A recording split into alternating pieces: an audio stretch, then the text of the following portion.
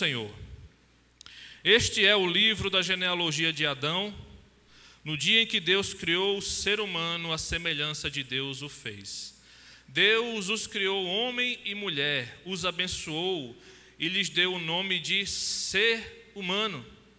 No dia em que foram criados, Adão viveu 130 anos e gerou um filho à sua semelhança, conforme a sua imagem, e lhe deu o nome de Sete. Depois que gerou esse filho, Adão viveu 800 anos e teve filhos e filhas. Todos os dias da vida de Adão foram 930 anos e morreu. Sete viveu 105 anos e gerou Enos. Depois que gerou Enos, Sete viveu 807 anos e teve filhos e filhas. Todos os dias de Sete foram 912 anos e morreu. Enos viveu 90 anos e gerou Cainã. Depois que gerou Cainã, Enos viveu 815 anos e teve filhos e filhas. Todos os dias de Enos foram 905 anos e morreu. Cainã viveu 70 anos e gerou Maalalel. Depois que gerou Maalalel, Cainã viveu 840 anos e teve filhos e filhas. Todos os dias de Cainã foram 910 anos e morreu. Maalalel viveu 65 anos e gerou Jared. Depois que gerou Jared, Maalalel viveu 830 anos e teve filhos e filhas. Todos os dias de Maalalel foram 895 anos e morreu. Jared viveu 162 anos e gerou Enoque. Depois que gerou Enoque, Jared viveu 800 anos e teve filhos e filhas. Todos os dias de Jared foram 962 anos e morreu. Enoque viveu 65 anos e gerou Metusalém. Enoque andou com Deus. E depois que gerou Metusalém, viveu 300 anos e teve filhos e filhas. Todos os dias de Enoque foram 365 anos. Enoque andou com Deus e não foi mais visto, porque Deus o levou para junto de si. Amém? Enoque andou com Deus e não foi mais visto, porque Deus o levou para junto de si. Bendito Deus, a Tua palavra é a verdade, é pura, é eficaz, é viva, é mais penetrante do que espada de dois gumes, está apta, ó Deus amado, para discernir todos os propósitos do nosso coração e necessidades. Então que a Tua palavra produza o efeito poderoso e necessário para a vida, a comunhão e o alimento da Tua igreja nessa noite, em nome de Jesus. Amém, amém e amém. Amém, irmãos? Amém. Louvado seja Deus por Sua palavra. Gente, que texto difícil, né? Tanta gente que gerou gente e depois morreu, que coisa estranha. Né? Que coisa, mas esse texto é profundamente importante para os dias atuais. E eu queria tratar essa questão do tema dado pelo pastor, né, viver o nosso milagre, de uma perspectiva de uma vida vivida totalmente. Talvez alguns pregadores aqui já falaram de milagres específicos que a gente está precisando em nossa vida, e a Bíblia está cheia dessas realidades, que a gente tem que buscar o milagre, a gente tem que buscar as nossas necessidades diante de Deus, e as coisas que a gente precisa que Deus intervenha mesmo. Isso é bíblico, é bom, é louvável. Mas eu quero apresentar uma proposta de uma vida toda que anda diante de Deus e que, aprendendo a andar diante de Deus, ela começa a experimentar milagre após milagre, tempo após tempo, jornada após jornada, vivência após vivência, durante toda a sua vida. Amém? Eu acho que essa é a maior perspectiva de Deus, vontade de Deus, para que a gente viva a nossa vida de milagre. Porque se nós buscarmos um milagre pelo milagre, esse milagre depois ele vai... pode ser que aconteça de ter outra necessidade de milagres até maiores, mas de repente a nossa vida não está alinhada com os pensamentos e os propósitos de Deus, com a vontade bendita de Deus. Então veja, primeira coisa que eu quero falar para vocês pontualmente nessa noite, eu ia falar nessa manhã, porque eu preguei de manhã também, né? É nessa noite. É possível, meus irmãos, viver uma espiritualidade elevada diante de Deus. Amém? Amém. É possível viver uma espiritualidade elevada diante de Deus. É isso que nós buscamos. É por isso que nós estamos aqui. É por isso que nós somos a igreja do Senhor. É possível viver uma espiritualidade elevada diante de Deus. O texto aponta para isso. O texto é igual a mim, chato, xarope, entendeu?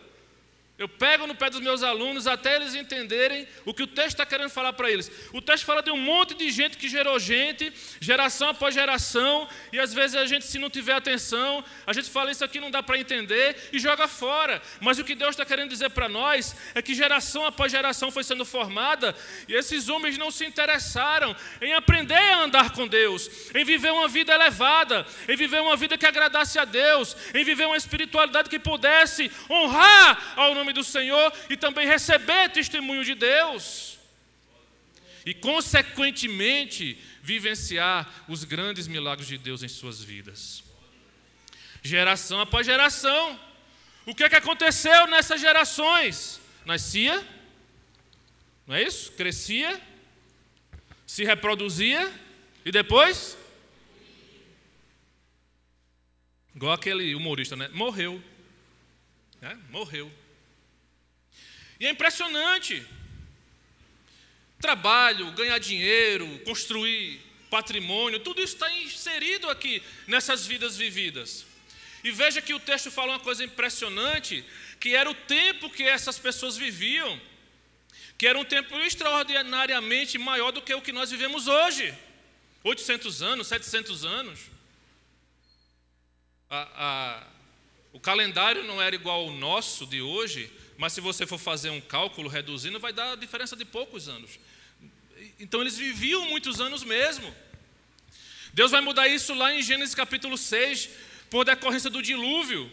O homem viverá 120 anos. O máximo que alguém consegue chegar.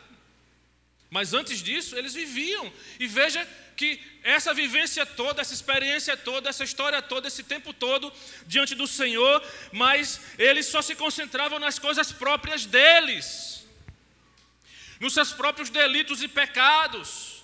E meus amados irmãos, isso é uma tendência nossa, é humana, odierna.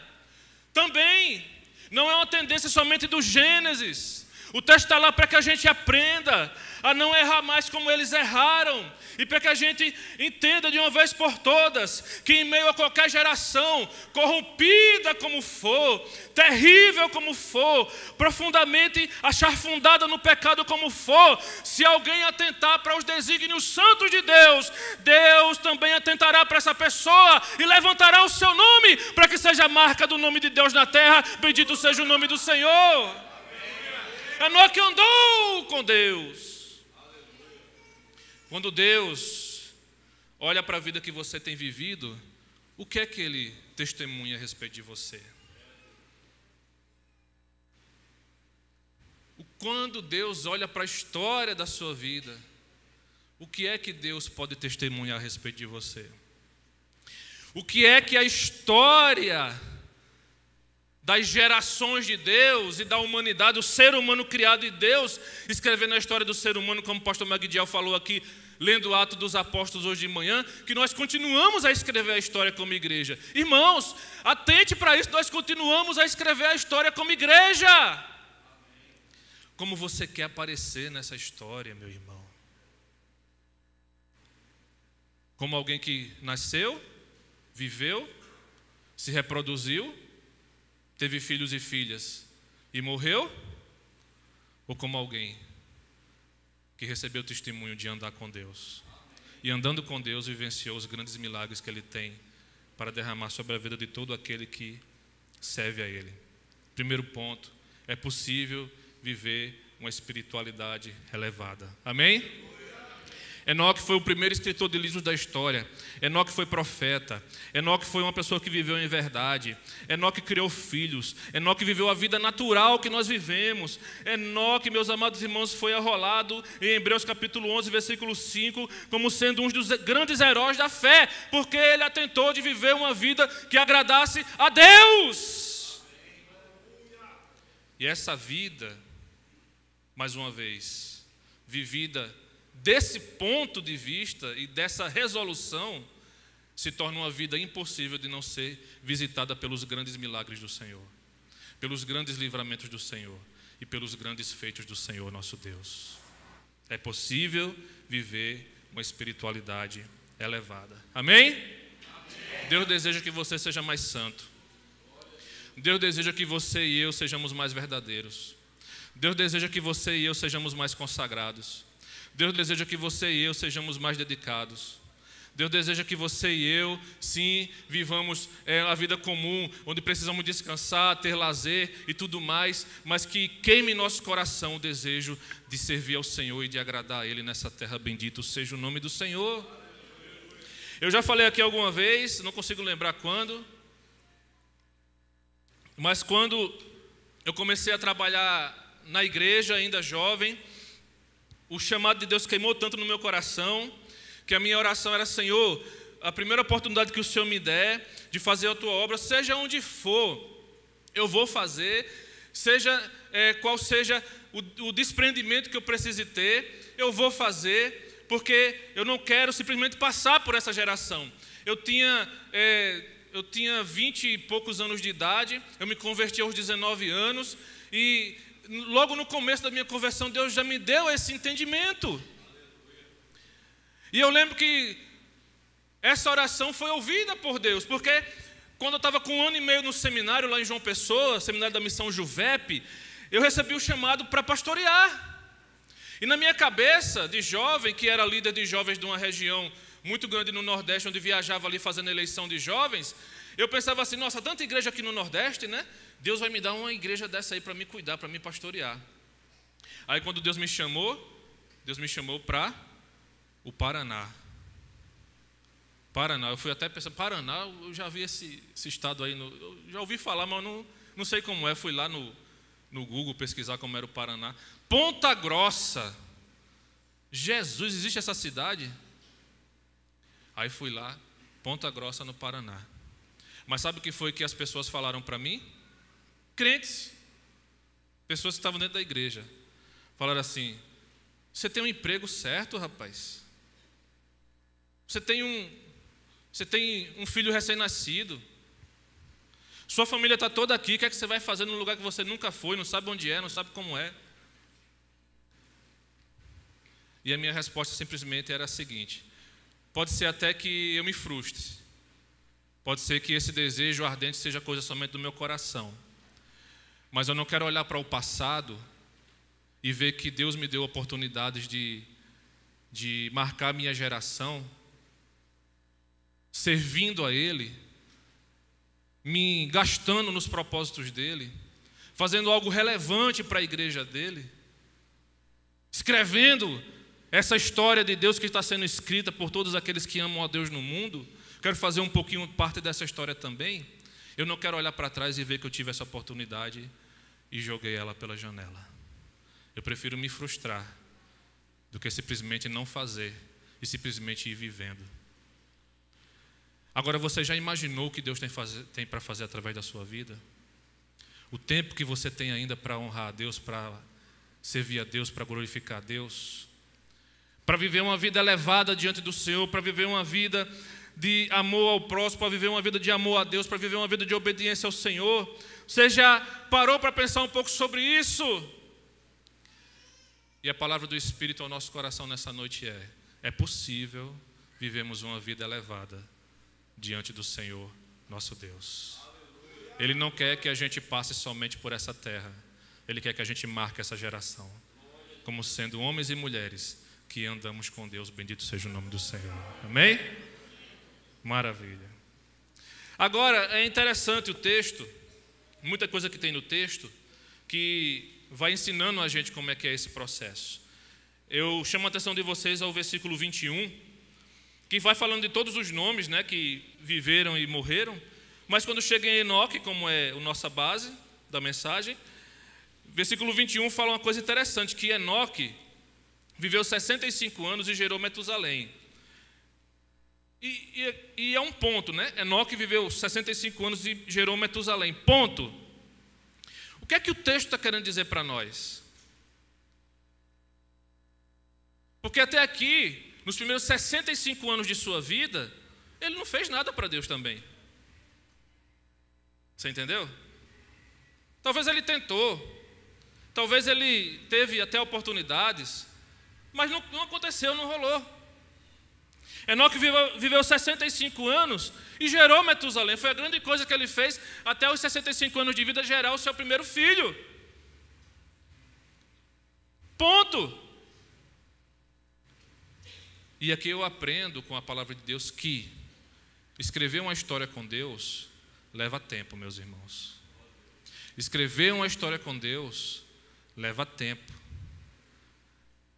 Ter uma vida com Deus, receber testemunho de estar andando com Deus, é algo que nós aprendemos a fazer com o tempo. Leva tempo, leva uma vida, leva uma vivência, mas nós precisamos começar, bendito seja o nome do Senhor, amém? Você precisa começar, meu querido irmão. Às vezes você pensa, já passou tanto tempo, não consigo fazer mais nada. Você precisa começar, porque quando nós começamos, Deus vai nos dando graça e a gente vai progredindo e essa história começa a ser escrita para a glória do Senhor nosso Deus. Ele é poderoso para fazer muito mais do que tudo aquilo que pedimos e pensamos, meus irmãos. Com 65 anos talvez ele pudesse dizer assim: Enoque, eu não vou fazer mais nada porque eu já tenho 65 anos. Mas a partir dali a história muda e a partir dali você vê que o texto bíblico afirma: Enoque andou com Deus. Bendito seja o nome do Senhor. Leva tempo construir espiritualidade sadia, leva tempo marcar nossas vidas com os princípios de Deus, leva tempo aprender a fazer isso acontecer em nossas vidas, e também a nossa vida sempre vai ter oportunidades em que a gente vai tropeçar, em que a gente pode acontecer de quedas acontecer, em que a gente pode acontecer de nossa comunhão com Deus ser afetada em algum momento. Então Deus, considerando tudo isso, Ele sabe que leva tempo a gente construir uma espiritualidade sadia para andar com Ele.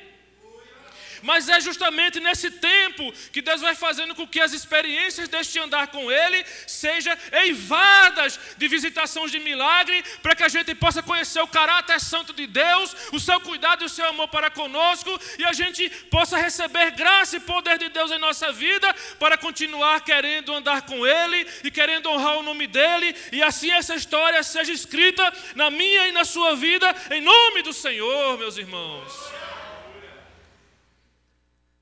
Eu dou o exemplo de Pedro,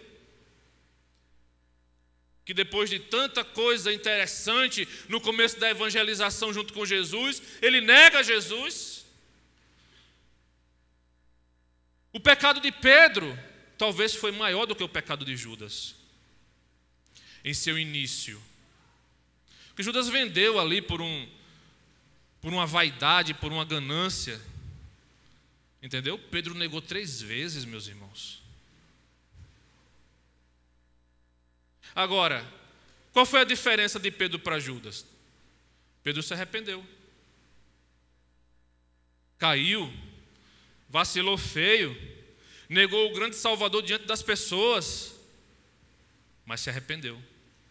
Judas simplesmente sentiu remorso.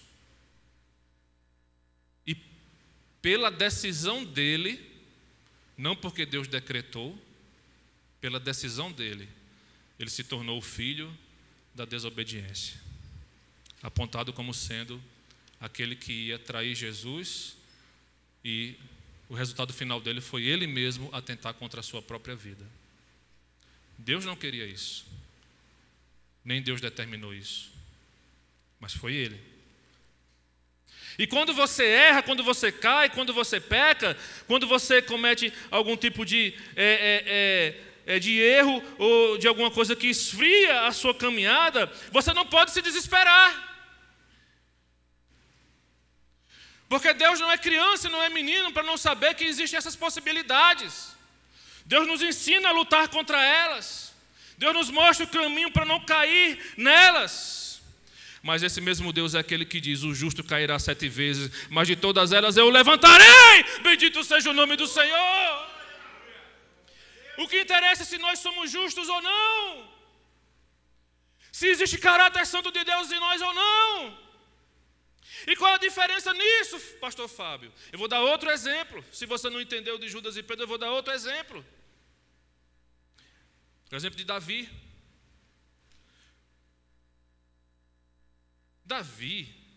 Davi não somente adulterou com Batseba, ele planejou, ele arquitetou o assassinato do marido de Batseba. Você entendeu?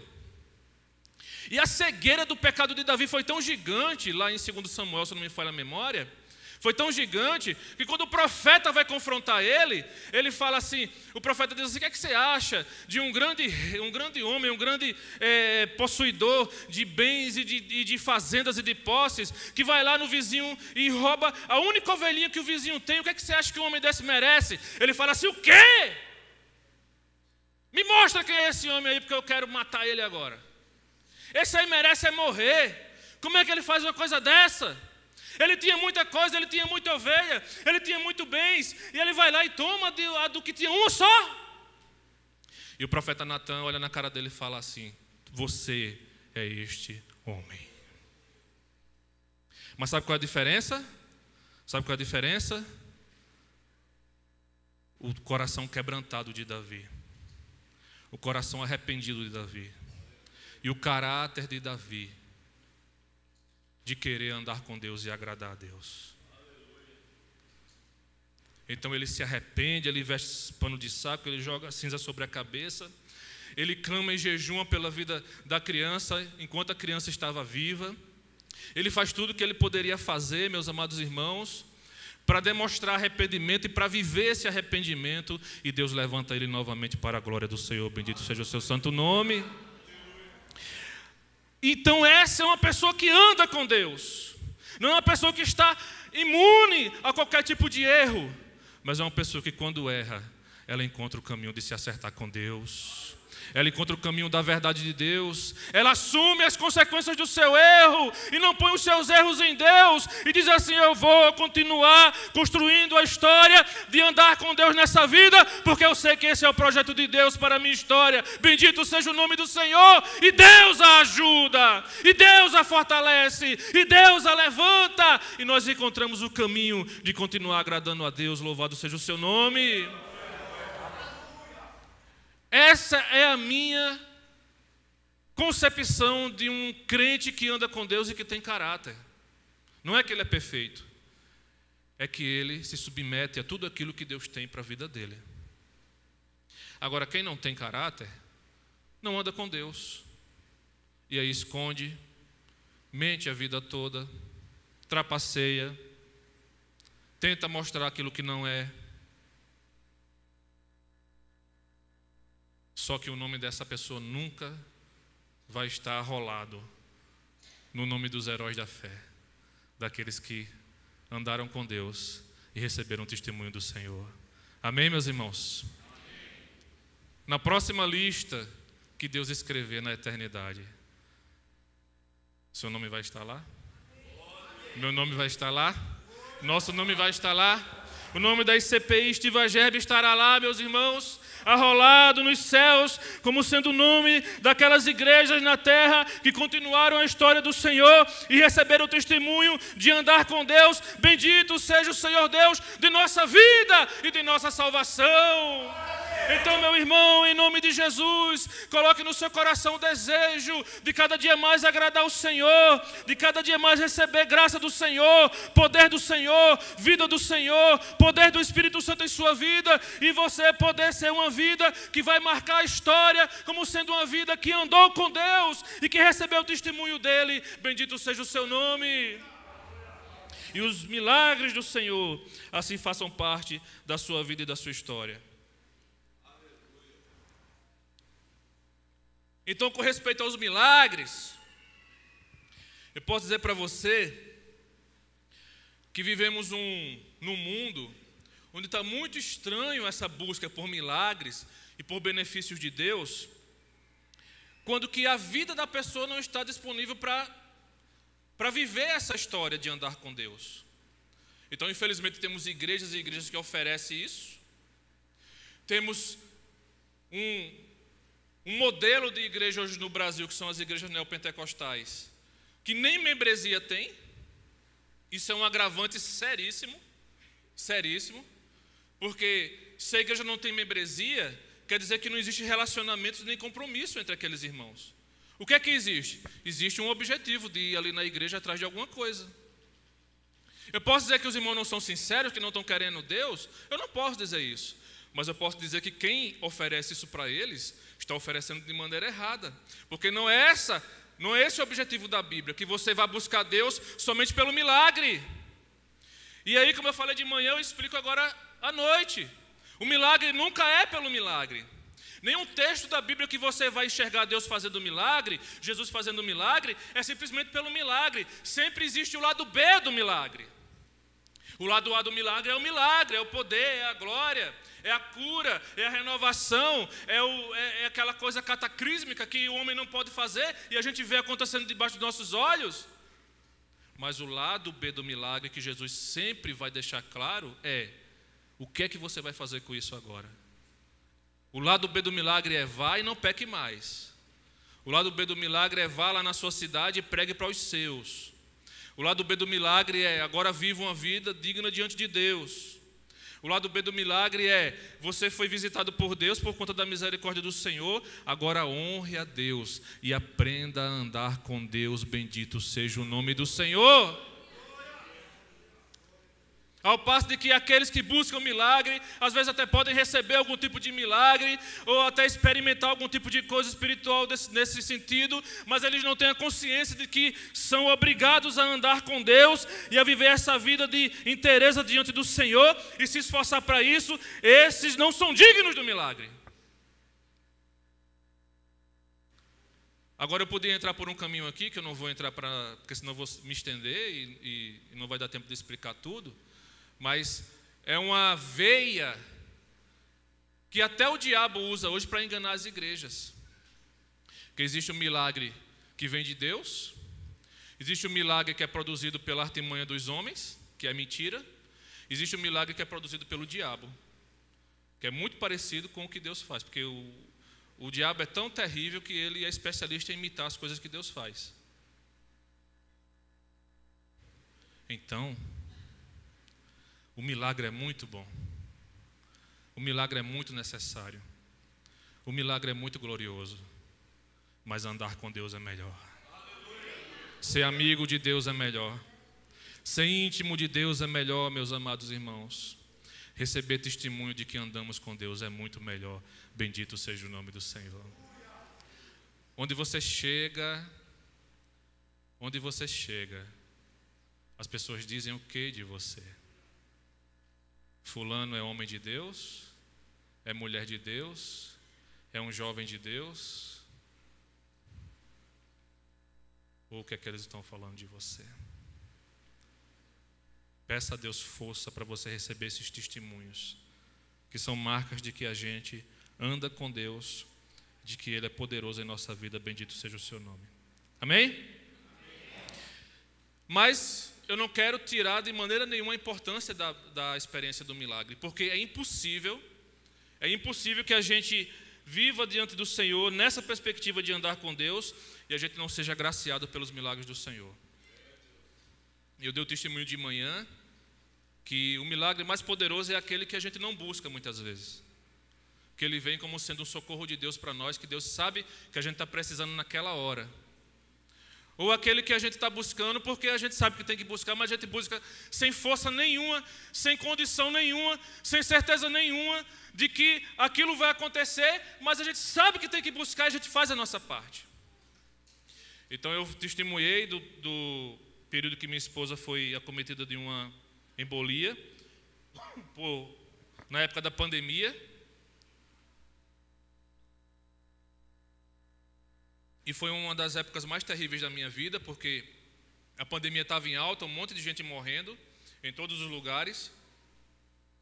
E eu fiquei isolado dentro de casa com as 2 crianças. Ninguém conseguia ir lá em casa visitar a gente, porque o medo era muito grande. E eu não queria isso também. Mas nós não tínhamos nenhum sinal de Covid.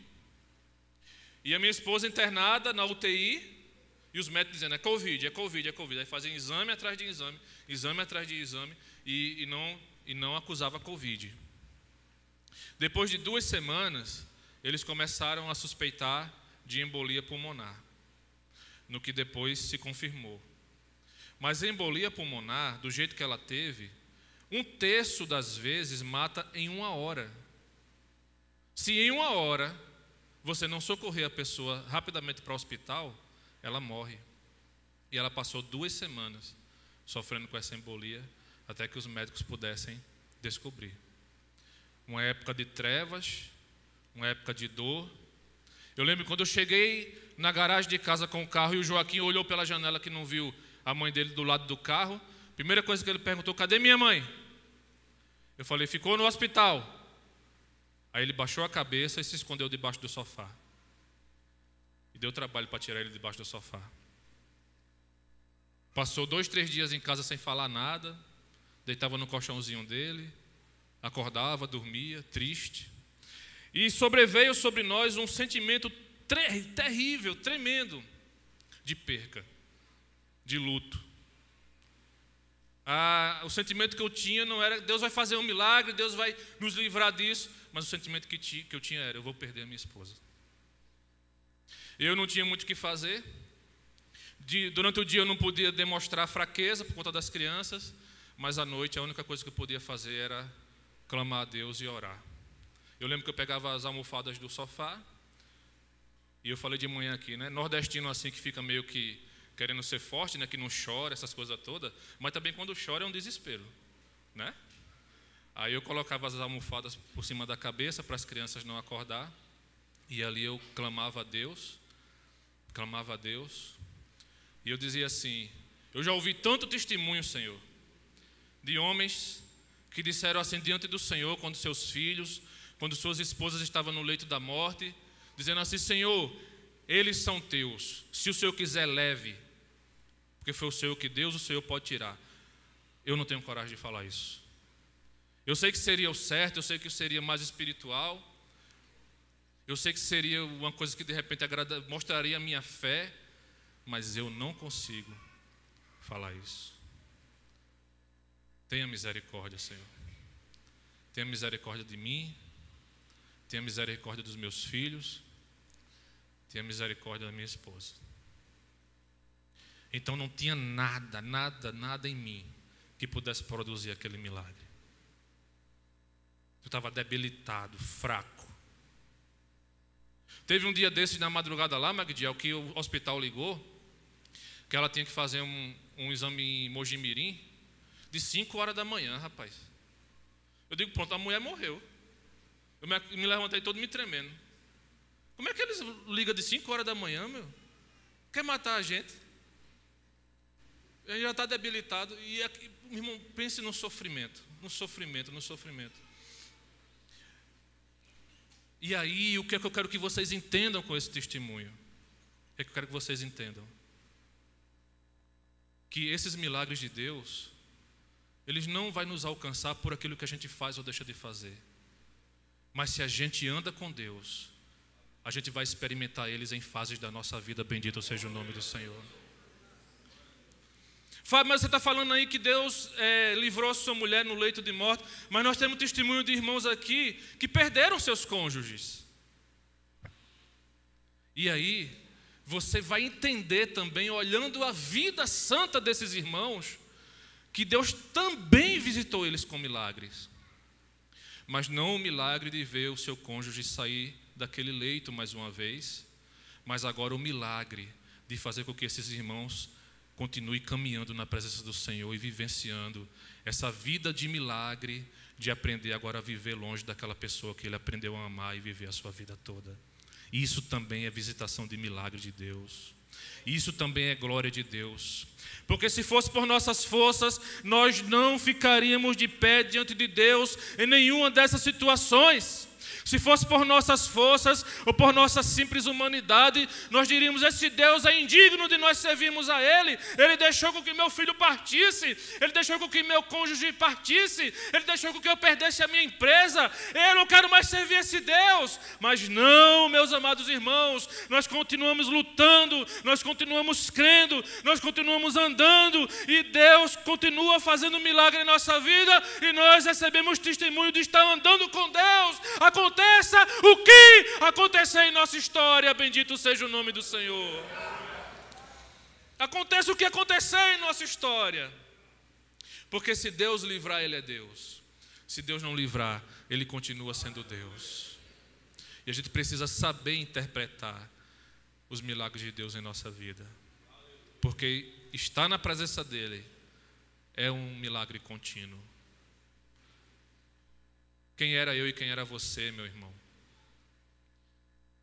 Quem era eu e quem era você? Eu tinha ódio de crente. Crente para mim era gente insignificante, gente orgulhosa, passava na rua e não falava com a gente, sentado na beira da calçada com 1 litro de cachaça, um monte de adolescente lá nos bairros da Paraíba. E eu olhava e dizia: mas não entendo esse povo. Xingava os crentes. Mas Jesus olhou para mim e falou assim: eu vou te ensinar o quanto que é importante sofrer por conta da cruz, por conta dos agrilhões. Eu vou te ensinar, meu jovem, assim como Ele fez com cada um de você. E você está caminhando, e você está de pé, e você está vivo, e você está na presença de Deus.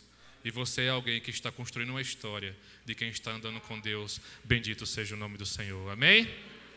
Continue construindo essa história diante de Deus. Vou encerrar. Por último, uma coisa importantíssima no texto que eu não queria deixar passar. Importantíssima. Vale todo o esforço, meu irmão e minha irmã. Todo o esforço que nós fazemos para ser crentes fiéis vale a pena. Por quê? Porque a gente não somente vai influenciar a nossa geração, a gente vai tocar fogo em outras gerações que vão vir. A gente vai influenciar novas gerações que vão vir. Isso está presente no texto, um pouquinho depois de onde eu li. Os próximos versículos você vai ver que as gerações posteriores, a terceira geração posterior, a geração de Enoque, que vai estar no versículo 28, foi a geração de Noé. Então Enoque foi bisavô de Noé, tá? Enoque foi bisavô de Noé.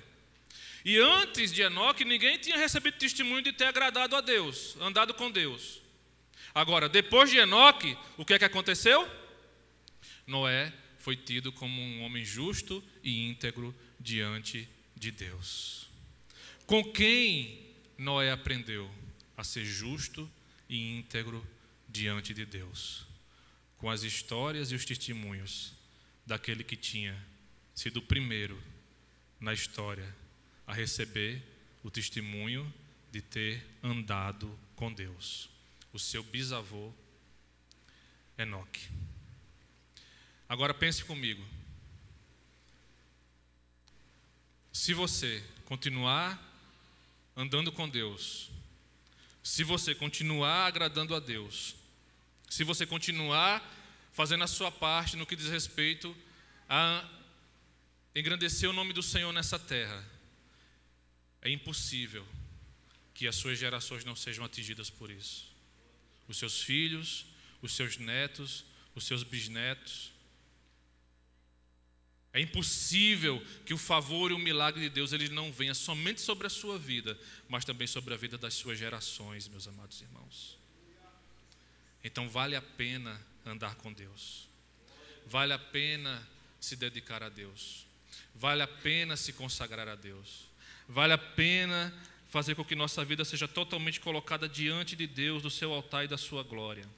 Eu esqueci de um ponto e também vou citar ele agora para finalizar mesmo. O texto diz claramente algo que é profético sobre todas as nossas vidas e é o ponto principal dessa vida de milagre. É o maior dos milagres. É o maior dos milagres do fim da vida do cristão. O maior dos milagres do começo da vida do cristão é a salvação, é a cruz. Mas o maior milagre do fim da vida do cristão é o arrebatamento. Amém? Amém? Quem crê no arrebatamento aí diz amém. Amém? Amém? Jesus virá para buscar a sua igreja. E Enoque é um modelo do arrebatamento. Porque o texto bíblico diz, meus amados irmãos, que Enoque andou com Deus, versículo 24. Enoque andou com Deus e não foi mais visto, porque Deus o levou para junto de si. Enoque é um modelo, é uma metáfora da igreja também. É uma metáfora da vida da igreja. Porque a igreja é chamada para viver nessa terra de tal maneira que em algum momento ela não exista mais aqui, ela seja levada para junto de Deus.